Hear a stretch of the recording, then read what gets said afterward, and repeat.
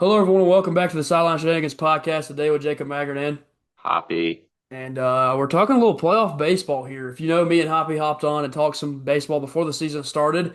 Some of our predictions went pretty well. Some of them went pretty poorly, like myself picking the Braves to be good this year. A lot of injuries definitely didn't work out for us, but we both did pick the Reds to make the playoffs, and they did sneak in here with the sixth seed. So we'll be talking about them in a little bit, but you've got some playoff baseball to look forward to. And I'll be watching as a fan of everybody except for the Yankees. And the Dodgers. Don't like those two teams. But we'll go ahead and dive into this first series, which is going to be Detroit taking on Cleveland. And if you know, Detroit blew this lead at the end of the year in this division. It was a team that looked like they're going to run away with the division. They have a great pitching staff, and just things didn't go their way the second half of the year. A couple of teams did that. The Mets missed the playoffs because of their poor second half, and it just shows how important it is to play all 162. It doesn't matter what you're doing at the All-Star break if you don't figure things out in the second half. Obviously, Cleveland 88 wins. Good year for them after last year where they were in the playoffs. Hop, what's your thoughts on this first series here between Detroit and Cleveland? We'll go into the first game here. Scooball's just an absolute legend as far as left-handed pitchers go and pitchers in general. I really like this matchup, though. You got Detroit with a deeper lineup, probably in my opinion, than the Guardians. But then at the top end, the Guardians are a little bit better with the one, two, three Yeah. best batters, in my opinion. So as far as batters go in this, I think it can be even, with Cleveland having more solid, guaranteed good bats, and then Detroit having more guys who, if they get hot, they could really get hot, like you said. And at the beginning of the year, they were all hot, and it was Yeah. looking great for them. Yeah, and we'll go ahead and dive into this Cleveland roster. You're talking about that lineup, and we'll look at some of these names. I mean, a guy like Kyle Manzardo has stepped up in a big way this year. Of course, they lost Josh Naylor, heads off to a different location, plays some pretty good baseball while he's there, but Manzardo filled his shoes and did a pretty good job at it. Of course, Stephen Kwan, we all know what he's going to do. He's going to be a monster with the bat. He's going to be a batting average guy, get on base a ton, make plays there. But the name to talk about, of course, is Jose Ramirez and Hoppy. Give me a little bit of talk about him. I mean, he's perennially one of the best. Yeah, he's been the best third baseman in baseball for a couple of years now Yeah. since I can really even remember. And then I just want to add on to Stephen Kwan. It might not matter as much in a three-game series, but his defense is something that really helps this team over the Yep. course of a whole year. So they might not even be in the playoffs without his defense. So I just wanted to bring that up. As far as J Ram goes, he's just one of those bats that you just expect to come through when it's time to come through. So I think he'll do really good this playoff series. Yeah, and again, he's an experienced guy too. That helps a ton in the playoffs. These guys that have been here and done that. You look at this starting pitching, and of course they're going to go Gavin Williams in game one. Seems to be the starter, and that's going to be a tough matchup. Tarek Skubal, like you said, arguably going to win the Cy Young in the American League, but also one of the best lefties, if not the best lefty in baseball. So Gavin Williams draws a tough matchup. However, he's pitching to the tune of a 3.06 ERA this year. He's been really good for them, and in the last couple games, he's actually pitched even better. So they're expecting him to come in here and compete. Of course, Tanner Bybee, me and you, when we went to Cleveland last year, we got to watch him pitch in person. So that was pretty fun when he was kind of their ace. And you dive into the rest of this starting rotation, and actually, I don't know if you agree with me that this bullpen could play a bigger part than this starting rotation will. And of course, I'll let you talk about a couple of the names in here that we've kind of discussed in the past. Well, I'm really liking Slade Sassoni. If he's not listed to be a starter in one of the games, he could even come out of the bullpen for this team. And I didn't know it until you actually told me. But this Cleveland bullpen, as you put me onto, is the third best bullpen in all of MLB this year. And it's not one guy carrying the bullpen. It's a lot of names that kind of slip under the radar. You Yeah. don't really know them, but they're all pitching really well. And in the playoffs, that matters a lot because if one of them's not doing good, they have plenty of replacement arms to go to. And in a short three-game series, that can be a real difference maker. Yeah, and just to throw out some names here, Cade Smith, of course, elite closer for them. Going to be, he's kind of the guy. He's been one of the better closers in baseball. Hunter Gaddis, of course, revival towards the end of his career. And then Eric Sabrowski, a rookie, really, really great this year. And kind of, like you're saying, names that slip under the list. I didn't know Eric Sabrowski personally until I started doing some research on this team. So, a guy that's pitched really, really well this year. And then, of course, they have some failed starters that are really good bullpen arms, like a Colby Allard, Jacob Eunice. Of course, these guys bringing depth. And if they need to go from their starter, say Gavin Williams or Tanner Bybee struggles, you pull them and go straight to one of those failed starters that has still got the ability to throw innings and can eat innings for you and save your bullpen because that's still important to have these guys for all three games if you need them. We'll switch on over here to Detroit. You talked about it. This is potentially the better 1, 2, 3 punch starting pitching wise, but you don't think this lineup looks as deep. Probably more of a well-rounded lineup. You've got a lot of guys that are sitting around that above league average OPS, which is, of course, the statistic that matters the most now when you talk about these guys. Dylan Dingler, I know he's one of your favorites there, catching for them. Of course, Zach McKinstry having a great year at shortstop has been very, very important. Wenceel Perez, another name I know you'll love. I'll let you talk a little bit about him. Then Kerry Carpenter, I just have to give a shout out to him because he's a former Virginia Tech guy. So you see the flag in the background. I'm obviously hoping he keeps on rolling and can do some stuff for him in the playoffs. But Hop, who sticks out the most to you in this lineup? I mean, to me, I think Kerry Carpenter's a guy who has a little bit of pop in his bat, and although it's a little bit inconsistent over the course of a whole season, I think in a three-game series, Karen Carpenter could come through, hit a home run. You got guys like McKinstry who could get on base Yeah. and make them homers count for more runs. You have a really well-rounded lineup here. You got Dingler, who is a great average hitting catcher. He hits for average, about as good as any catcher in the league. And then something else I'd like to mention real quick, Jack Flaherty and his second game matchup, that's going to be an interesting matchup Yeah. between him and as you said, BB, who used to be the ace for the Guardians last year. I think that's a really good matchup there between those two. That might be the decider in the series. But yeah, just a really well-rounded lineup, as I said earlier. I don't hate anyone on this team, Yeah. but outside of Riley Green, I don't love anyone either. Yeah, that's true. They don't have a superstar. Riley Green is the only one there. Of course, missing Matt Vierling off their bench, that hurts a little bit. The biggest storyline here, Colt Keith not going to be available for this series. They try to get him back in time. He's actually going to be in the dugout watching, but just can't make a difference because he won't be able to play. It'll be interesting to see who they go to here. Of course, Zach McKinstry listed as the backup is going to be playing shortstop, so looking at maybe an Andy Ibanez, a Trey Sweeney, somebody going to have to slide over and play some third base for them. It'll be interesting to see who gets that role. Of course, you see a Javi Baez down here towards the end of the bench. We remember how good of a season he was having at one point. Maybe he slides in and plays some third base for him. They've got options, but none of them are probably as good as Colt Keith and his bat. Um, Well, I think Baez could be a decent option just to see how he does. He's definitely more risky than some of the other options because he's basically going to strike out or get really hot. yeah. But I mean, Baez is something that if you're risking it, he's a guy you could go to if you're feeling a little risky, at least as a pinch hitter, if Yeah, nowhere else. I talked about J-Ram, playoff experience.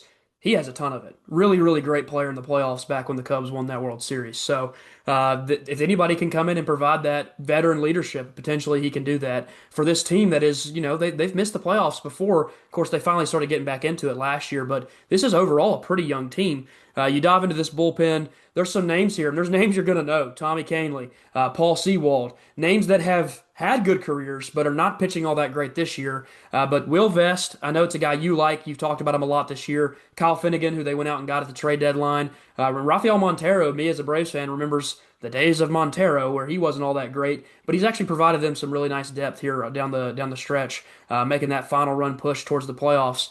I think this is a much weaker bullpen than Cleveland, but what's your thoughts on this Detroit bullpen? Well, if Detroit's going to win the series, it's going to have to be their starting pitchers outperforming Cleveland starting pitchers. I guess it doesn't have to be that, but you would think that it Yeah. would be that if they were going to win. I like Mize. I like Flaherty. I like Skubal. Sewald can give you a few good innings. Vest could definitely come in and close a game out if he's got a lead. But I mean, this bullpen's just not competing with the other bullpen. So if it's a close game coming down to the end, you got to think Cleveland's going to pull it out. Yeah, again, I'm on board with you there. So going in to make our pick for the full series, well, first, of course, we talked about game one, this potential starters for this game, but we'll go ahead and give you our prediction for the series. I'm going to be on the side of the Detroit Tigers here. Only reason being, I think Terry Skubal will take game one, and I think that is such a massive advantage in a three-game series. Now, it's in Cleveland, but that is a smaller stadium when it comes to all of baseball. They're one of the least attended teams just because their stadium doesn't hold enough. So you're not going to get as rowdy in the environment. I do think Detroit, They've got, again, the brass have come in the playoffs last year. They've got Scooble, they've got Flaherty, they've got Mize. Like you said, that starting pitching is really, really nice. And I just think they find a way to get out of here. And my prediction is going to be that they go 2-1 here. I'm going to have Detroit winning this series 2-1. What about you, Hobby? I definitely agree with you with game one. I mean, it's always a possibility that the other team could win, but I think Scooball's going to come out there, show out, and win that first game for him. So I'm going to have to ask the Bronze Armadillo here. And the Bronze Armadillo, he's telling me that Detroit is going to win the series 2-1. It's going to be a late game in game two. Cleveland's going to pull it out against Detroit's bullpen in the second game, and then the third game, Detroit is going to uh, score early and they're going to hold the lead. Yeah, and again, I think again this Detroit team proved earlier in the year that they were really, really good. Just that slow run down towards the end, but it might be nice that they got a little break between this playoff series here, moving into our next one. We'll go ahead and talk about series number two here. Game one starter is going to be Nick Pivetta versus Matthew Boyd. If you know the season that Matthew Boyd has had this year, it's really been a breakout year for him, and it really, really nice actually overall. Had some injuries issues, so he's not pitched every game, but in the games he's pitched in, he's really been a difference maker. On the other side for the Padres, Nick Pivetta, they signed him late in the free agency process. He's now become their ace, their number one guy. He's a guy they trust, they go to quite often, and I think it's a very nice starter to have in game one, pitching to the tune of a 2.87 ERA and nearly 200 strikeouts. Hoppy, do you think there's an advantage on either side here when it comes to starting pitching? I think the Padres have a slight advantage in this series for starting pitcher, just because when I look at the top three pitchers, I think that the Cubs have two really good pitchers and the Padres have three good pitchers. Yeah. So as far as starting pitchers go in a three-game series, I'm going to have to give a slight edge to the Padres with Imanaga and Boyd being the two arms for the Cubs, and the Padres having Pivetta, Cease, and Yu Darvish. I like all three of them. Yeah, and again, we'll go ahead and dive into these playoff rosters here, depth charts that are provided. And the big thing that kind of glares and sticks out to you here is Ramon Laureano's health and his availability in this playoff series. If he's able to return, he has been one of the best, if not the best, addition at the playoff dead or the trade deadline. Made a huge difference for this team. Provided an instant shock of offense in the outfield, but they don't have a terrible option in Gavin Sheets behind him. Sheets can provide you a pretty nice little offensive boost as well. So if Laureano is unavailable, Sheets can be the guy. I do think they obviously want to have Laureano. And then you look at this lineup. We're talking about a lot of names here that people know. I mean, Manny Machado, Xander Bogaerts, both former really, really great players, all-star players. Machado, of course, has been that steal this year, and Xander Bogaerts has kind of picked back up where he left off. Didn't have the best year last year.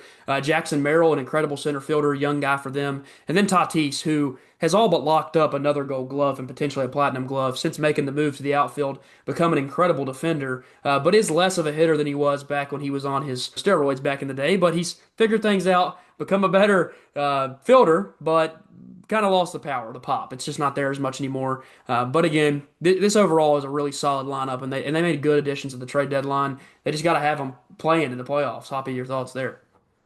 As far as this batting lineup goes here with the Padres, I mean, Tatis has been really hot lately. So as a Padres fan, you got to hope he can stay hot and make up for Loreno missing. I mean, all it takes is two hits in a row and you score a run. So they can win even missing arguably their best bat in Loreno. I would say he has been their most consistent bat this year. But when it comes to this team, I'm loving those bullpen arms. I Yeah. really am loving those bullpen arms. Suarez, really underrated guy. Murion is a really good bullpen arm, and you see him listed third. That's just ridiculous. He's been one of the better BP arms this season. So that's four BP arms these guys can go to. Yeah. So I'm more excited about the pitching from this team than I am the actual bats, but I like the bats too. Yeah, and again, you're talking about the pitching. That is the definite point you have to punch through is this bullpen has been over half a run better than any other bullpen in baseball. So clearly the best.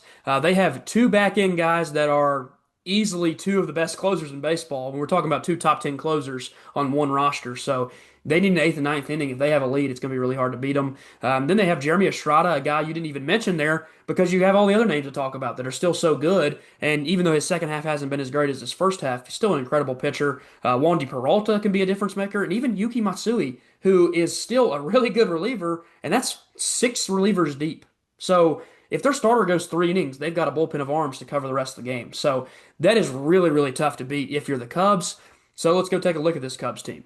Obviously, Cade Horton was the guy pitching great as a rookie, but faces that injury late in the season. Now not going to be able to pitch in the playoffs, which is a big, big loss. I mean, he had a really great rookie season for them. Now they're going to have to rely on Matthew Boyd as game one starter, Shota Imanaga, and after that, like you said, it's rough. I don't know if I like Tyone or Colin Ray to be a starter for me. And you look at this overall team depth chart, and you see names that stick out. Seiya Suzuki having a pretty good year for so far. Can be switching between him and Tucker at the DH in the right field position. Ian Happ is obviously going to be a big bat for them. Pete Crow at one point was in MVP talks, could have been an MVP. Slowed down a little bit with his bat, and then they made a move for Willie Castro, who's been one of the best bench available pieces for them. And overall, just this lineup has really got some pieces in it. But obviously, the top end talent is really great. I would argue this is probably maybe a better lineup, but I definitely don't trust that starting pitching as much as I do with the Padres. Hop, your thoughts here? I agree with you 100%. Their lineup is filled with guys that can have big games. Yeah, I mean, if you told me that anyone on this team won the entire game for them, I would believe it. Bush could do it. Kelly could do it. Horner, maybe Matt Shaw would surprise me. But I mean, this team is filled with bats that can get hot and can be really good when they do get hot. yeah, And then you look at the relief pitchers on this team. I mean, if they weren't facing the Padres, you would say it's a decent yeah. bullpen. You got Brad Keller, Thilbar, Taylor Rogers, who can slow it down for you, Parmerans, uh, Palencia, who is listed as their number one closer. I wouldn't have even mentioned him. They got a good bullpen too. I just don't think it's as good as the Padres. I think this is going to be a really good series, really tough one to predict. That Cade Horton injury really might hurt them. Yeah, and again, he was their best starter down the stretch, especially once he arrived in the majors. So big, big loss for them. Going to make a pick in this series. Of course, they get the home field advantage. They will be playing at Wrigley Field, and if you know, this is one of the best home field advantages. This is one of those best in playoff environments. This is one of the greatest stadiums in all of sports. Is Wrigley Field. So the fans are going to show up, and it's going to be really, really rowdy. Getting 3 games there is a very, very big deal. Maybe they can get, maybe they can get in the heads of Nick Pivetta and Yu Darvish and those older guys that have pitched. But it is going to be hard. Those guys have experience in the playoffs. Hop, I'll let you go ahead and make the pick here first on who you think wins the series. Well, I'm gonna have to go with my heart here, man. My mind was telling me something different than my heart here, but I'm gonna have to pick the Cubs to win. I think the Padres do get a game from them, but it's just both teams are missing a player that's really important to them. The Padres missing a bat, the Cubs missing an arm, and I just trust these Cubs bats to come through and get those hits. I mean, if they have one big game, you're looking at some of those arms getting tired. And even though they have so many great arms over there in San Diego, tired arms don't pitch as good as refreshed arms. And I just think the Cubs can pull this out with their bats. Yeah, and I'm going to be with you here again. I'm going to say the exact same thing. I just think that this Cubs, although I do not trust their starting pitching near as much as I do with the Padres, I don't trust their bullpen near as much as I do with the Padres. I just think their bats are a lot better. I think that you've got a list of guys that can be game winners. Kyle Tucker, easily the best batter in this entire matchup between the two teams. Seiya Suzuki is incredible with his bat. Happ is great with his bat. Pete Crow, who knows if he can tap back into what he was doing with his bat. Dansby Swanson with tons of playoff experience, really, really great with the Atlanta Braves and his playoff run. He can bring you the bat. And Carson Kelly, even at the catcher position, one of the best batting catchers. So this is a really, really deep Cubs lineup when you look at it overall. And I just like the talent there. I think they take the series 2-1. I'm going to have a lot of 2-1s here because these are all really close teams. I'm just going to say, last but not least, that Wrigley Field advantage is what gets them this win with the really good popping fan base. And then add in Pete Crow's base running ability too. Yep. The man is an animal on the base pads. he can stretch a single from first base into a run. So I mean that's really important as well. And his defense. You talk about a guy that could win a platinum glove. We said Tatis. I think that Pete Crow is probably going to win the platinum glove. So that's the best defender in all of baseball. That is going to make a difference. There will be a play or two. You say, how did he get to that ball? And that will change the overall landscape of these games. We'll move on now to our next series. Of course, this one is going to be iconic. This is one of the biggest rivalries in baseball, if easily not the biggest rivalry in baseball, that stems back as long as you can remember, obviously, well before we were ever alive and well before our parents were even alive. So, this is a really fun rivalry, one of the best in the history of sports in general. You've got two programs or two teams in general that are just full of history, full of baseball history, and a really fun starting pitching matchup in game one, as you'll have arguably behind Tarek Skubal, maybe the two best left-handed pitchers in Garrett Crochet and Max Fried. Both of them are big-time winners. Max Fried leading all of baseball with 19, but also both of them pitching to really great seasons. A 2.86 from Fried, 2.59 from Garrett Crochet. Crochet, of course, more of that bigger strikeout guy, and Max Fried always sits around the best ground ball percentage in all of baseball. So if they are getting runners on, Fried can force a lot of double plays. Also, if you've ever watched Max Fried pitch, he is a pickoff artist. He always leads baseball in pickoffs. So he probably could sneak one in there and get a base runner off the bags with that too. Hoppy, what's your thoughts on this entire matchup here? This entire matchup is just going to be absolutely fantastic to Yeah. watch because although I do think that the Yankees have better bats, both these teams have a long list of bats that can really bat the ball good. I mean, Yeah.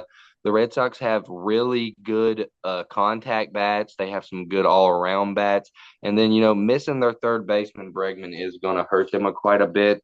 As far as pitching goes, I'd probably give the slight edge to the Red Sox in the bullpen, and then starting pitching would be about easy, but it's going to be a tough one to call here, no doubt. Yeah, we'll go ahead and take a look at this Boston depth chart overall. You're looking at, again, one of the best overall pitching staffs in general. You just got guys you can rely on. If it comes down to Garrett Crochet and Aroldis Chapman, Chapman's had an unbelievable season. We're talking about one of the best maybe in the last 15, 20 years, especially down the stretch. And then Crochet, I mean, it's hard to beat him in game one.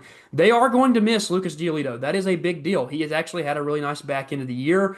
You see some names here in this bullpen that can maybe cover for him. Steven Matz, that used to be a starting pitcher, can maybe cover some innings. It'll be interesting to see what you get because Giolito missing game three, if it goes that far, is going to be kind of hard to deal with. Maybe they'll try to pitch one of these guys that have been a former starter in their bullpen. You go down and look at this lineup in general. Nathaniel Lowe's having a pretty nice season. Trevor Story with a really great bounce back. Really fun story for him.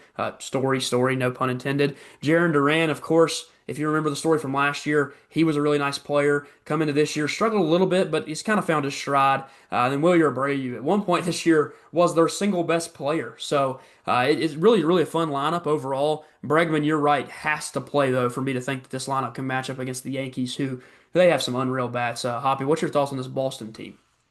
Uh, a name you forgot to mention, Romy Gonzalez. He's probably slid under a lot of people's Yeah. radars. Not that many plate appearances this year, but when he's played, he's been really good. He's been a plug and play player as a really young guy. I look for him to really try to pop off in a sort of Evan Carter way back there a few years ago when Evan Carter just got hot in the playoffs. I'm really rooting for Gonzalez because it's always great to see a young guy come out and make a name for himself, for lack of a better term. But then as far as Chapman, I'd like to talk about him for a minute as a Reds fan. Chapman's having the best year of his career. It's Yes. not really close. There's some stats you could say he's fallen off, but I mean, he's walking way less batters than he ever has before. He is placing the ball where he wants to place it, and I hope he wins the Cy Young. It's not going to happen, but I would vote for him if I had a vote. I'd be that one guy who voted for a closer to win Cy Young. But yeah, I really like this team pretty well. As far as which team I like better, I like this one, but that ain't what it comes down to at the end of the day. Yeah, we'll look over at that one in just a second. Of course, like I wanted to mention with Chapman, a great year, you're right. But if a guy like, Emmanuel Clase with a .6 ERA last year couldn't win it in 47 saves, it just feels impossible that a reliever can win it unless they go out there and pitch to a 0 ERA. So maybe we'll have another Mariano Rivera show up, and he'll just pitch the best out of everybody, and maybe he'll sneak one in there. But it is just so hard for a reliever to do it because they just don't bring as much value because they just can't. They're not going to pitch every single day. They're not going to be the one that wins you a game, even though they can close you a game. They just can't give you 6 innings, at a time. So obviously super, super valuable though, and I don't think any Red Sox fan would tell you they hate your vote there. They think they would probably like it. They also would want you to vote for their other guy, and Garrett Crochet, probably to get And that. then not forget about Garrett Whitlock too. So Yeah. we didn't mention him yet. He's actually a really good bullpen arm as well. Well, we mentioned Matt and Slayton, but I really do like Whitlock a lot out of this bullpen as Yeah, well. and we'll flip on over to this New York Yankees team. The thing to talk about here is clearly this lineup. You're talking about a bunch of guys that have a bunch of playoff success. Cody Bellinger, incredible in the playoffs in his career with the Dodgers. Aaron Judge, who actually the opposite of that has actually looked a lot better in the regular season, but this guy is so good. I just don't expect he'll continue to struggle in the playoffs. He's going to figure it out this year and have a great year. Giancarlo Stanton, who is one of the best in the playoffs, he's close to breaking the home run record in the playoffs. Anthony Volpe, who can bring you a pretty nice bat, although his struggles at shortstop are questionable. And then Jazz Chisholm, kind of going to get a taste of playoff play a little bit more because, of course, those years with the Marlins, they were not in the playoffs. So, again, this lineup is just loaded from top to bottom. Hoppy, what do you think about the overall lineup here? I mean, we could sit here and talk about Aaron Judge for an hour, and I Yeah, don't think anyone would be, turning off the video. Aaron Judge, he's the most valuable player in baseball. I would vote for Cal Riley. He's got a better story. He's hit over 60 home runs. I think he's going to win the MVP, but there's no doubt about it. Aaron Judge is the most valuable player. They got Cody Bellinger, they got Grisham, they got Stanton, Chisholm Jr., who 4 years ago was looking like an MVP candidate, yeah, and he's still really good. And then Ben Rice, who plays catcher and first base, he's really good as well. Then looking at the pitchers, it doesn't look like this team is. I mean, top end wise, they're a little bit worse than the bullpen of the Red Sox, but they might have a little bit more depth than the yeah. Red Sox. It's just going to be interesting who will pull that third game. Do you think Luis Gill will start that third game if it gets to the third game? Yeah, and Luis Hill had one of the most impressive rookie years last year. And if they'd have had him all year, I think this team would have been a little bit better. But they do probably want to find him on the mound in that game three. I don't know. Obviously, question marks about the bullpen too. David Bednar has had his struggles this year. Luke Weaver, of course, has been great at times, but Devin Williams really, really struggled this year at points. But again, we're talking about a guy that just has so much career success. Camilo Doval, great trade piece for them, has had career success. So it is a lot of nice names in here. It's just will they show up in this playoff series and make a difference? And last but not least, a name I have to mention because I love the player, Goldie, Paul Goldschmidt. If you need a bench bat at some point in this playoff series, I have to guarantee it's going to be Paul Goldschmidt. He was starting for them for a lot of the season and was really playing well. So he could be a difference maker, come in and make a play or come up for a huge at bat at some point if they need it. But overall, this is clearly the better lineup. But the question marks resides in that bullpen and even potentially past the third game or the second game starter and whoever will pitch that game three if they make it there. We'll obviously go ahead and make our pick here. This game or this series will be played in Yankee Stadium, which is a big deal. This is, if you know, one of the best fan bases in all of baseball, one of the most popular teams in the history of the sport. Boston, I love their team. I think that they're great, and I wish they would win this series. I am not a Yankees fan. I've made it clear. I stated at the very beginning of the video, but I just think the Yankees find a way. I think that although I don't trust their third game starter as much, I think that they'll find a way. They have those old guys that have had success in the bullpen. But on top of that, if it comes down to it, I'm taking Aaron Judge over anybody on that Boston team by a wide margin. So if there's going to be somebody make plays and it's going to make a difference in the series, give me Aaron Judge, who is the most valuable player in all the sport. I'm going to take the Yankees winning this one as well, 2-1, because I do think that the Red Sox are good enough to catch a game here. But give me the Yankees 2-1. Hoppy, your thoughts? Well, I want to say before I make my pick, I think this is going to come down to the bats at the end of the day. And I'm like you. I trust the Yankees bats more than I trust the Red Sox bat. You mentioned that it's being played in Yankee Stadium. Not only does that help the Yankees because they're the home team, but it helps the Yankees because they have a lot of good power on their lineup. Ben Rice could slide to the catcher spot, and Goldschmidt could even start a game if you Yep. wanted him to. So I'm actually going to take the Yankees 2-0 here because I think it's going to come down to whose bats are hotter. And if the Yankees' bats are hot, Who says they can't stay hot two Yeah. games in a row? I'm going to pick the Yankees to get the miniature sweep of Yeah. the Red Sox here. Yeah, and again, my only fear with this series, and me saying that I think it'll be a 2-1, is I just think Garrett Crochet can catch game one. And I think that could fuel this Red Sox team, and maybe they find a way. But again, like you said, I just trust those Yankees bats way, way more in their home stadium. Judge is going to have to get a homer. He's going to have to. Yeah, he'll find a way. All right, moving into our last series here. Of course, this one, you're going to have some passion into this one. You're going to have some fandom, and you're going to want to see him pick it up here. First game of the series going to be between Hunter Green and Blake Snell. Another statistic that I saw that I just have to say, although it is not going to be something you love to hear, Blake Snell's last outing against the Reds was a no-hitter. So great performance from him. Who knows if you get the same Blake Snell? He is one of those guys that's kind of shaky here and there. And then Hunter Green for the Reds. This is a guy that if he'd been healthy all year, he could be in that top five pitcher conversation in the National League. One of the best flamethrowers in the sport, but also just one of the best pitchers overall in the sport. And obviously going to be a big deal that he's going game one here. Hobby, what do you like about this matchup here on the first day? Well, we're going to have to win game one as a team that rarely finds themselves into the playoffs. It's really just going to be disheartening to lose the first game when you get there for a lot of the fans. And Hunter Green gives us a good chance to win the game. You said Blake Snell did pitch a no hitter, or what did he pitch against us No hitter. last game? No hitter last time He against the pitched he pitched a no hitter against us. There was only 3 games that went past 5 innings of no hit this whole year, so that's pretty rare. But as a Red fan, I know that was more of the Reds struggling than Blake Snell doing good. And I think we got some left-hand killers on this team. And Duhar has the highest left-handed batting average in all of baseball this year. And we got some people that can hit the left side of the ball. So I think that if we're going to win, we have to beat Blake Snell game one, who did, like you said, pitch a no hitter against us. Yeah, and again, I think you have a matchup that is kind of fair or fond here because of Blake Snell's ability to kind of be wavy. He had a great one last start. What's it to say that he can't be bad in this one? So interesting to not have Yamamoto on the mound for game number one. We'll go over and look over this Los Angeles team. I'll let you kind of sit on the Reds for a second so you can kind of hype them up a little bit. You look down at this roster. Obviously, we're talking about multiple guys that have unbelievable playoff success. Freddie Freeman last year kind of implemented himself easily into the Hall of Fame. This is a Hall of Fame player, no doubt anymore. After the playoff run he had last year, he was the best player in the playoffs. So when you're doing that, you submit yourself as one of the best players to play the position at first base. Max Muncy, if he's healthy and able to go, going to be a big time bat for them. But also, you're looking at Mookie Betts, Teoscar Hernandez, and Shohei Ohtani.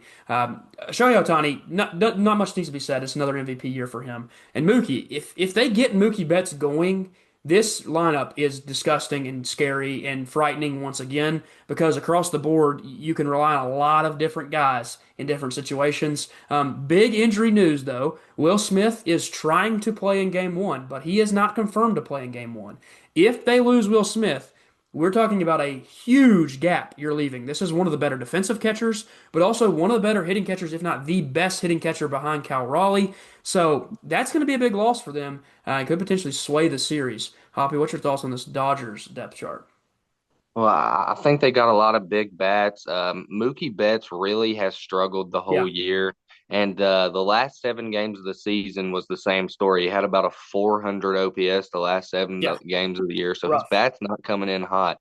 Freeman, different story. I agree with you. He might be the best first baseman that we've ever seen play. And he might be the best pure bat to ball player that we've seen play Yeah, as well. And he started the year off cold, but he's coming into the playoffs hot. He's nearing 1,000 OPS in his last 7 games, leaving the regular season. So you might have him back to full form by now. I like him a lot. Muncy can give you some pop. Pajes is a decent bat. Hernandez is a good bat. And Otani is probably arguably the second best hitter in baseball yeah, behind Judge. I mean, yeah. if we're talking consistency wise.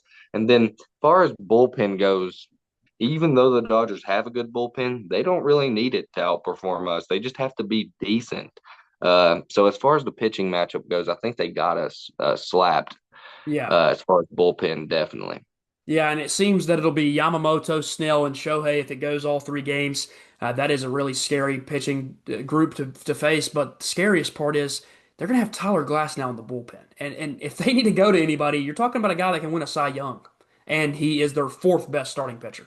So it's really scary how good this pitching staff is. Alex Vesia having a great year. Tanner Scott not having a great year. If you could get to somebody, you might be able to get to their closer. Blake Trinan has a history of performing in the playoffs. Michael Kopech was really great for them last year. Who knows if he'll be available to go being on that IL. And then Kirby Yates had a great year this year, but also sitting on that IL right now. So we're not 100% sure because these rosters don't get confirmed until before the game. So Kirby Yates could find his way in that game as well. But overall, you're good, you're going to trust this pitching staff a lot more than the Reds. But the Reds are again young, feisty, and they might find a way. Moving on over to the Reds depth chart here. Obviously, Hoppy, you're the Reds fan here. I'll let you go first. Well, before I start looking at this roster, I want to say you had mentioned that we might be able to get to the other team's closer. The Reds have actually been one of the best teams in baseball this year when it comes to seventh to ninth inning runs. We have a tendency to not score the whole game and then just do all of our scoring in the last three innings. So maybe that'll come through for us. But you look at this Reds team as far as batters go, and they have no real standouts, but their whole lineup can hit the ball. We might be missing Austin Hayes, but I'm not too worried because Lux and Andujar are both really good uh, bats. Sal Stewart can give us some hitting off the bench. I'm not sure, as a Reds fan, who's McLean is my favorite player. I don't think we should use him.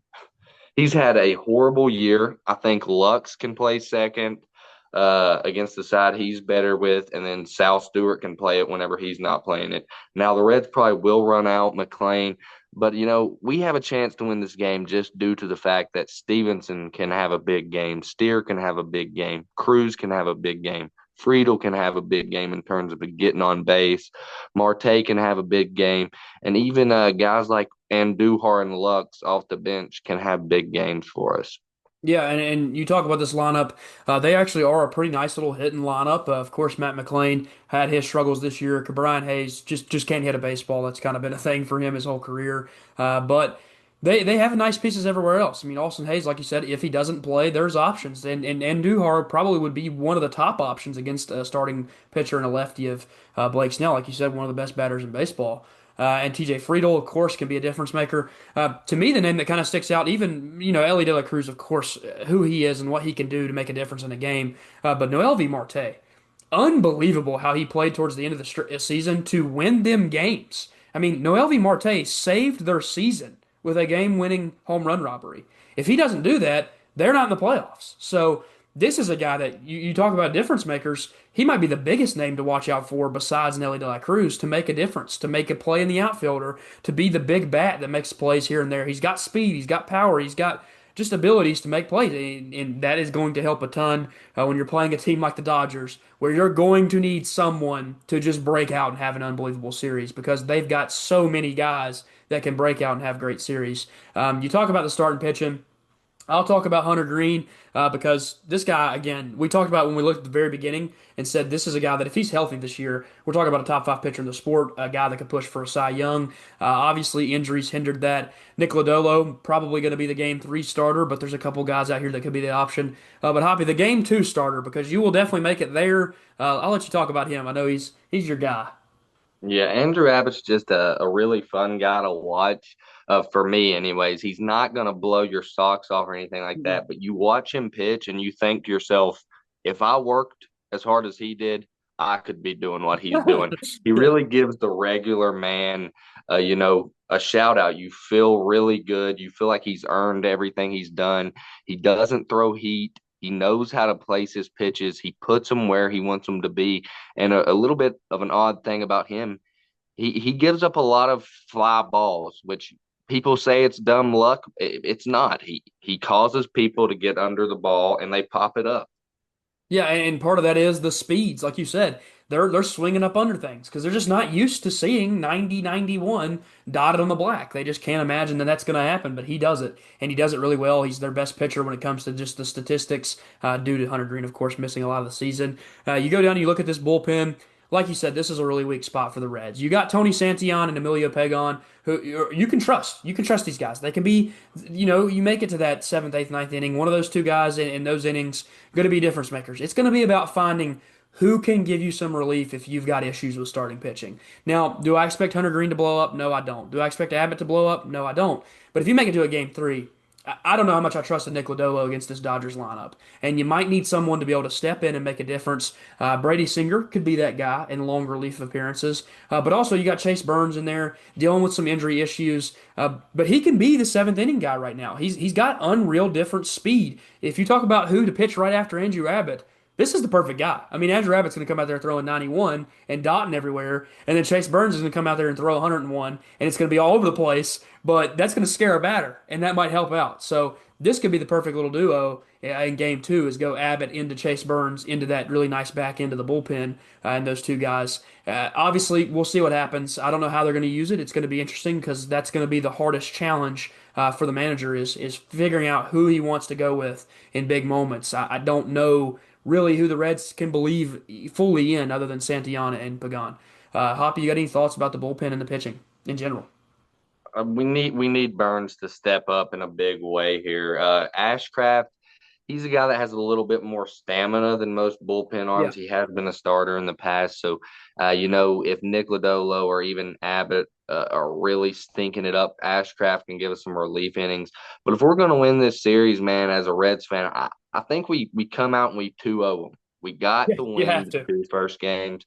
We got to win them while we can. Burns is going to have to play well as Yeah. well, and Ashcraft, I'd like to see him give us some good innings. I mean, truthfully, you might be asking Burns to go out and pitch both games out of the bullpen and be a difference maker for that seventh inning because And you're he's a hoping. starter. He's not even a failed starter yet. Yeah, He's no, no, no. still hopefully gonna be a starter one Right. day. So there's no problem with him pitching, 3 innings or even, two separate games of 1.5 inning each. He could pitch back to back days, I think. I mean, again, like you said, the only reason he's here is due to the injury, due to the fact that he was injured during the season and just can't give you 5 or 6 innings right now. But yes, back to back days, he could probably give you an inning. And again, it's going to be really, really interesting to watch how they use this bullpen as a whole. I'm going to make a pick here. Obviously, the Dodgers are the heavy favorites in this series. They are a team that they didn't sneak in the playoffs. The Reds did. Not that the Reds didn't deserve this playoff spot. They definitely earned it over the Mets, who couldn't win a game to save their life down the stretch. But this Dodgers team is the defending champions. This is a team that, take away a lot of the injuries they had during the season, they might have had a better record at this point, and they're still at 93 wins. Again, a lineup that has very, very nice, proven the playoff guys, Freddie Freeman, Shohei Ohtani, Mookie Betts, although the season has been terrible, very good in the playoffs. Max Muncy, playoff success. Teoscar last year with the Dodgers, incredible playoff series. So it's just so hard to top what the Dodgers have when it comes to their depth. Sadly for you, I am going to take the Dodgers to win this series. I do think that they will win it 2-1, though. I will give the Reds a game here. I think that they will take game one or game two. I think that they have the ability to do that. I actually love Hunter Green against Blake Snell. I think I like that matchup. I actually think Hunter Green's a better pitcher. So I think the Reds could take game one, and even if they don't, I wouldn't count them out in game two. Although Yamamoto Abbott is really a fun matchup. Yamamoto's so great.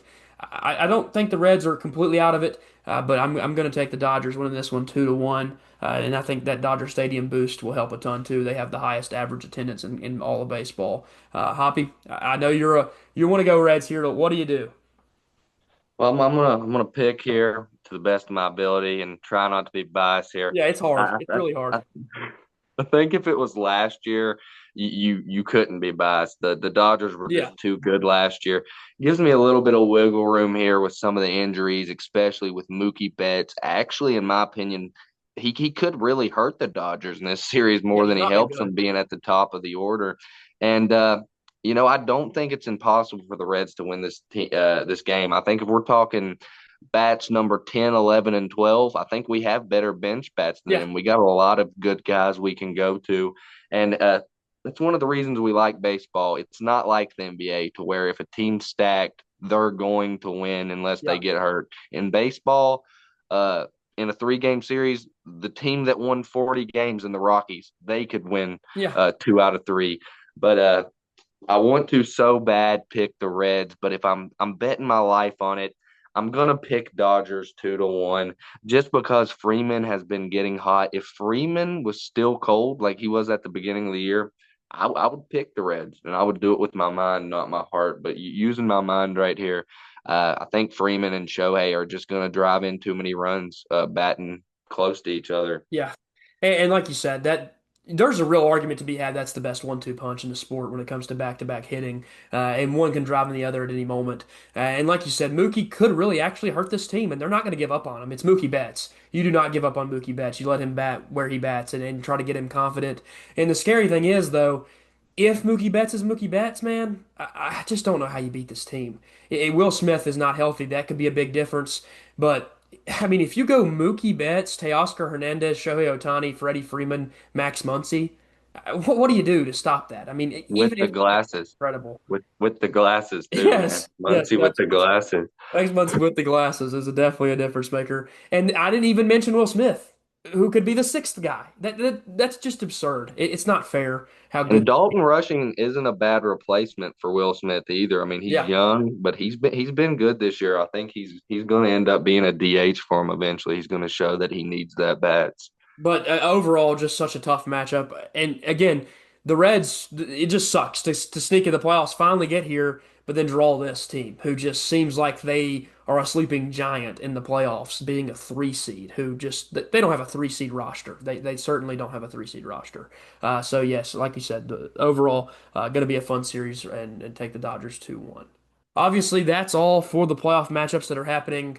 We will talk about the next series when they come around, and we'll make our picks then as well. But for now, we want to talk about MVP, Cy Young, Rookie of the Year, and we'll start off with our Cy Young picks. Obviously, it's not really much of a debate. The Tigers' star pitcher, Tarek Skubal, who we are going to see pitching in the playoffs this year, is going to be my American League Cy Young. Had an unbelievable season last year, just repeated his success this year. He's clearly taken over as the best left-handed pitcher in the sport.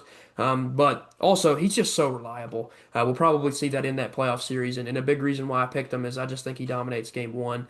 And then on the other side, for the National League, it's a guy that almost won it last year as a rookie who has easily stepped up and become maybe the best pitcher in the sport. Paul Skeens pitched to a tune of a 1.97 and only won 11 games this year because the Pirates are so horrible. As you know, I've talked about my buddy Colin being a big time Pittsburgh fan. He does the NFL stuff with me. He loves Paul Skeens, as everyone on the Pirates should.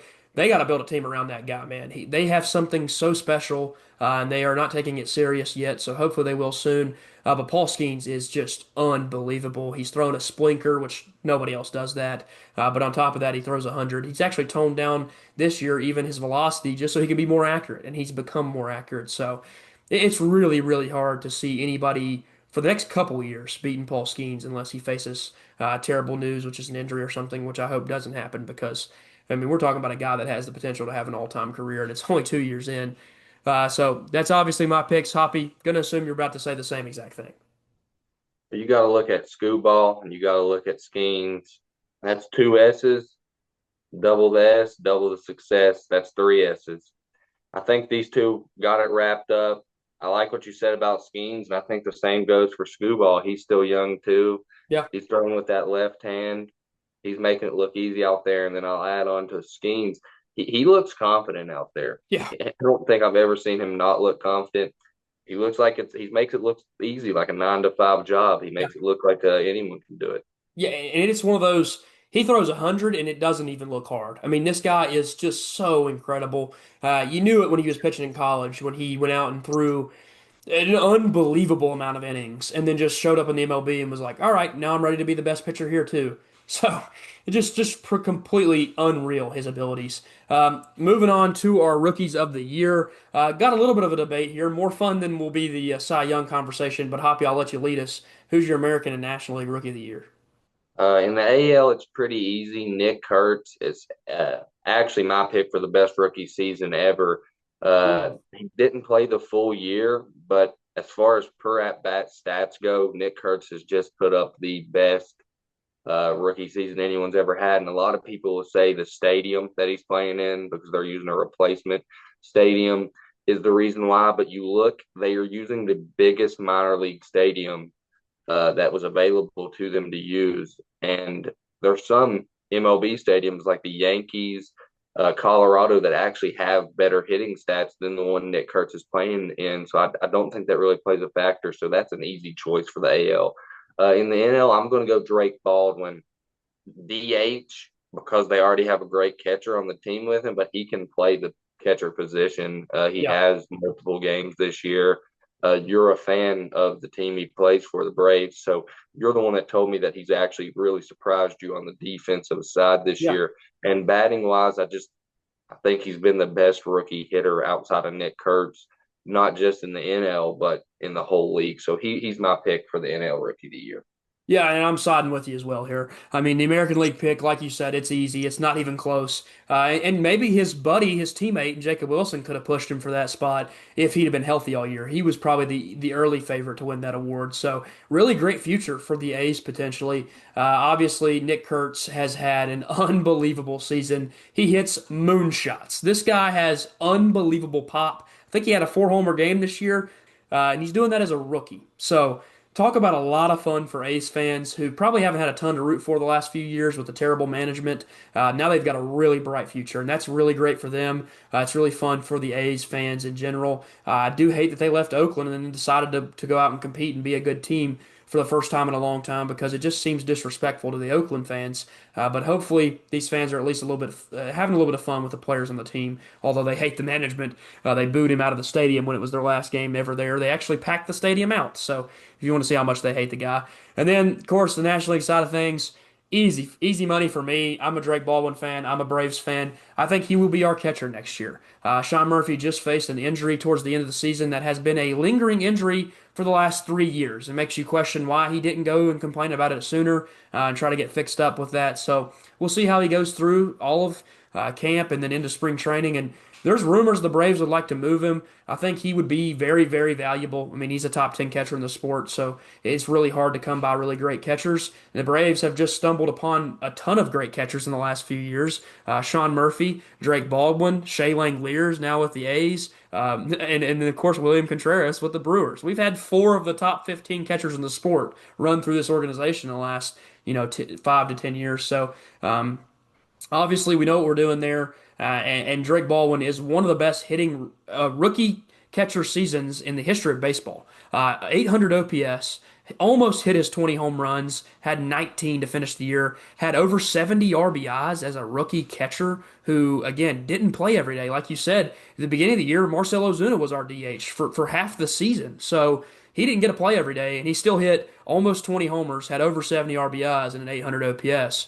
But on top of all that, he's bringing you pretty solid play behind the dish. Now, he's got stuff to learn. He's got to be able to control the game. When Sean Murphy's behind the dish, our pitchers do way better because Sean Murphy is one of the best in the game at calling pitches and letting the game flow. That's a rookie thing, though, for Baldwin. It's not something he can't figure out, and he's got Sean Murphy to teach it to him. So, you know how valuable that is to have that guy in your ear and trying to help you get better as a catcher and maybe even steal his job. But, of course, Baldwin is so good of a bat that we can rely on him to be our DH. How many teams have a catcher that can be their DH? I mean, other than Kyle Raleigh, there's not very many that can do that. So, really, really beneficial from him. Obviously, he's a lefty bat that bats for high contact, but also has the pop. And just overall, love the season from him. We'll give a shout out to Cade Horton as he'll finish second, in my personal opinion. I think that's kind of what the industry believes now, too. If he'd have made that last start, he might have had a discussion for it, but.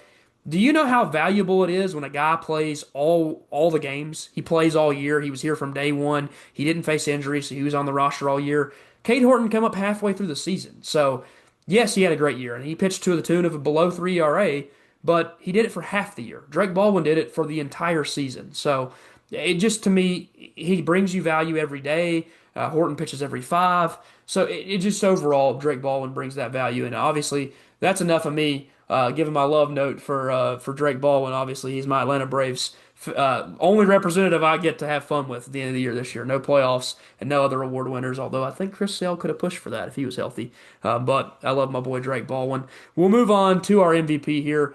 We'll actually go one at a time here. So we'll start with the National League. I think the National League MVP is a clear and easy lock. I mean, we looked at the odds before we started talking about this, and Shohei Ohtani is sitting at negative 50,000, which means you have to put $50,000 on the line to win 100.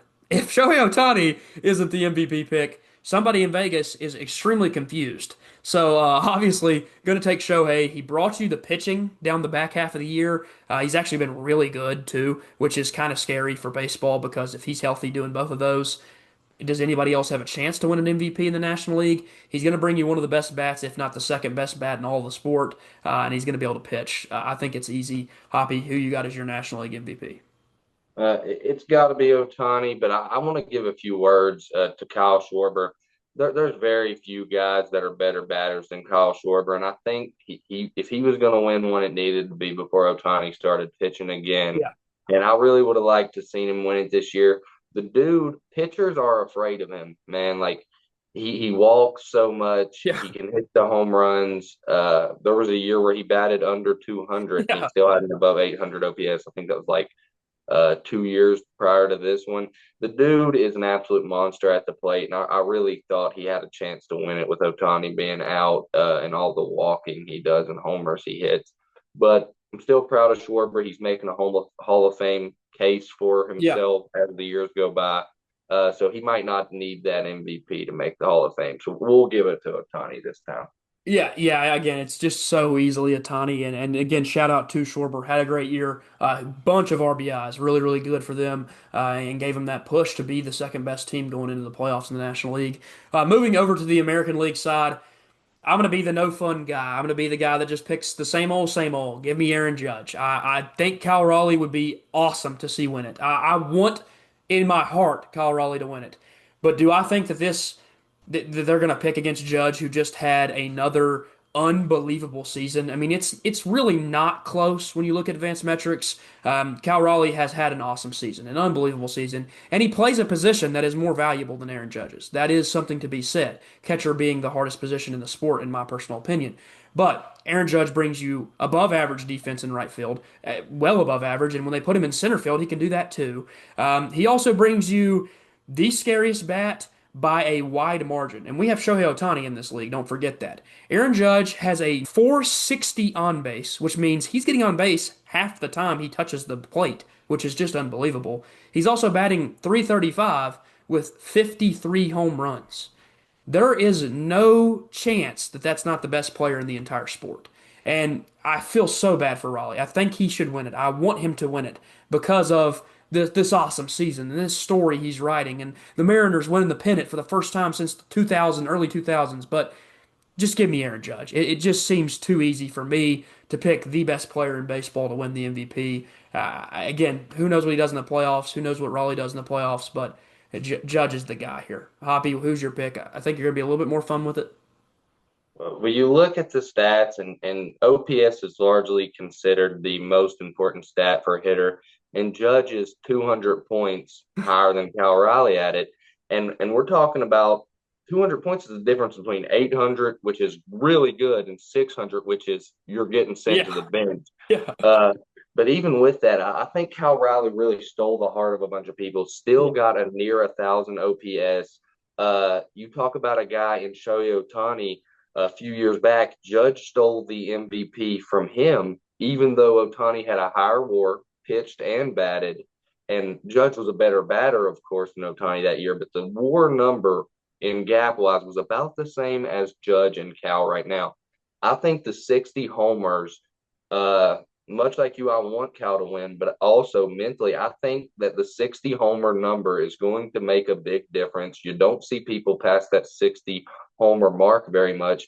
I think the voters are really going to take that into consideration. I think the voters are going to take into consideration that Judge is just doing what Judge does, and yeah, Cal Riley's doing something really special. I think the voters are going to take into account that the Mariners got drugged to the playoffs by Cal Riley, and the Yankees are just always in the playoffs. yeah, I think it means more to the Mariners what Judge is more valuable as a player, but I think to his team, Cal is more valuable. I think he will win it. That if I was going to bet money, especially because the odds are better for Cal, yeah. I would bet Cal before I bet Judge with the plus odds. I think there actually is a good chance that he does pull it out. Yeah, I don't think the split's huge. I think it's like 60-40 if I was going off percentages of just what I think. I just think Judge just has that advantage due to what he does as a player and just his unbelievable ability to be so consistent for the entire season. I think there was a point for the first 50 games he was batting 407, and it was like, is this guy going to bat 400 realistically? Obviously, that slowed down because that's just almost impossible, but he didn't slow down on the on base percentage, and he didn't slow down when it come to his slugging numbers. And he's only 7 home runs behind Raleigh, but does everything else so much better. So He is leading MLB in WAR too, isn't he, this year? As yes, far yeah, as WAR goes, he's even ahead of Otani this year.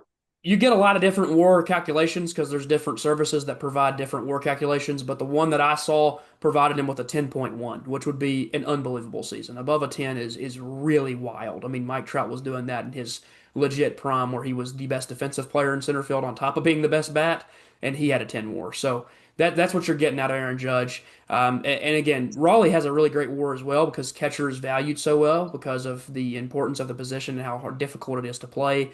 I think he's actually really close. It's like a .5 difference. But again, like you said, it's just Raleigh has the counting stats. He has the fun story. He has the Dragon, like you said, the Mariners to win their division for the first time since 2000. So they got all that done in 1 year. It's a really fun story. I just think Judge is going to be the guy that ruins the whole fun story and And get it's surprising. It's more surprising that Judge doing this is like Superman yeah. winning again. Cal Raleigh doing this is like Spider-Man overcoming the odds and finally beating Venom. It's more fun to watch. Uh, and I like Judge as a player. He's a good Yeah, he stand-up actually. guy as a person. It's just a little bit boring to see the same guy win it every year. So I think everyone, whether they think Judge is going to win it or not, I think outside of Yankees fans, about everyone wants Cal to win it.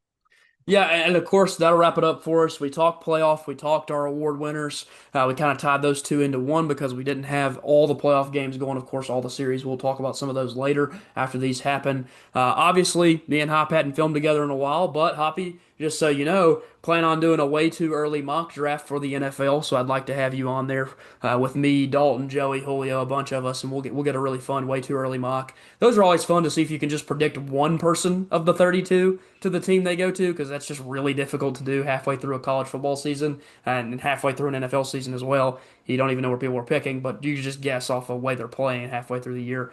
Obviously, been a ton of fun getting back on here. If you got anything else you want to add on, I know your Reds in the playoffs. What else you got to say here? I just want to say it's been fun recording this video. It's really fun seeing my team in the playoffs for once. It's been feels like 3 or 4 years in a row. It comes down to the last 10 games, and Yeah. it's exciting for me just to see if they're going to make the playoffs. We're in that race, whether we're in the playoffs or not. We need to win the games, and that's always fun when your team's up there and they need to win, and it makes the game more fun to Yeah. watch. You don't even need to place a bet on it. It's just already that much at stake. Yeah, and to that point, I've obviously been tuned out of baseball because the Braves were awful, like terrible, horrible, awful. But then second half, we found something, hit a stride, got our guys back. Not all our guys. We are way, way limited when it comes to players availability because we have so many injuries. But we had Hurston Waldrop step in, and you remember the Battle of Bristol game that we tried to attend, got rained out once, went back the next day. I know you were unfortunately not able to go due to work, but. We went to that, and Hurston Waldrop made his debut for the Braves this season, and went out there and dealt after arriving at 5 a.m. in the morning, and then pitched that evening and was incredible. That story from there on out was really fun to watch. 2 ERA. You just found your starter next year. You just found a piece of your five-man rotation, and so although it was a lost season, you still had chances to give tryouts to people. We went and got Ha-Sung Kim off of the waiver claims, and he had an 800 OPS with the Braves at shortstop. Maybe you found your shortstop next year. And so, yes, it was a lost season, but you were able to find pieces and potentially find guys that fit into the future of this team. Ronald Acuna coming back was really fun to watch. He was still one of the best players in the sport, and he wasn't even healthy. He's fully, he's coming back from an ACL tear and goes and bats for over 900 OPS, hits over 20 home runs in 100 games. So it just shows how great he is. And that contract coming up soon, they better be willing to shovel out some money because I think he's easily a top 5 player in the sport when he's full ready to go. So those parts were fun to watch, and at least they had something to pull for. And last but not least, Drake Baldwin hopefully catching that Rookie of the Year, which would grant us two top 35 picks in the MLB draft next year, which would be the first time in a long time I'm paying a ton of attention to the draft because we ain't had a top 7 pick in I don't know how long. So a lot of different things that could be fun. coming from a sad, poor season. Again, Hop, anything else you want to add on? I just want to say, like you said with Ronald Acuna, man, he had a whole season worth of highlight reels Yeah, in a very short amount of game.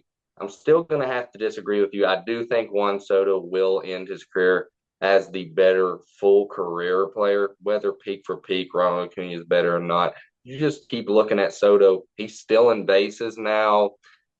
He's been top 10 in OPS every year of his career. He maybe finished top three a couple of times as well. It's just he's so consistent. But those are two really good guys to keep an eye on as far as talent level goes. Acuna and Soto, as far as talent goes, are probably right behind Ohtani and Judge yeah, as the best players in baseball. So it's far from a bad time to be a Braves fan, even though y'all didn't have a great season this year. Y'all still have a lot of potential coming yeah, down the yeah. line. Again, the future looks really bright. We have pitching prospect in J.R. Ritchie, who had an incredible season down in the minors, moved into the top 100.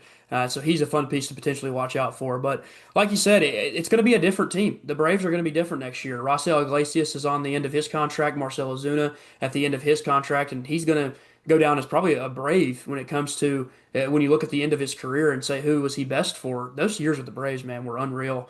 He just figured something out and it all clicked, and he become a literal MVP candidate last year with how good he was. So unbelievable from him.